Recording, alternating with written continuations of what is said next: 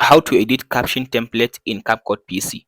So in this video, I'll show you step by step how to edit template that you use in your Capcut caption. First off, after you open up the Capcut like this, now here is my audio and here is the caption. The first thing to do now, you highlight all the caption. After you highlight all the caption and then go to this option where it says basic. Under the basic, now you scroll to down and go and edit what you want to edit. Let's say I want to change the color of the text, so I'll go click on this color button and then you can now select the color you want to use, like this one. Or if you scroll to down, let's say you want to change the case of the text. Now the text in capital letter, I want to change it like to small letter. You can select it in this option, or just go scroll to down and select the one that you want to use. Let's say I want to add like preset of this one. I'll select it like this one. If I want to add another one, I'll just click on this arrow beside. Let's go up.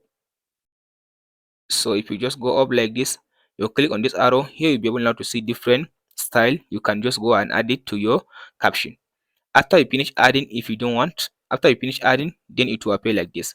So you can just scroll to down and add different things. Let's say you want to add stroke, or you want to change the border color. You click on this option now and change the border color to other color, like this one, as you can see now.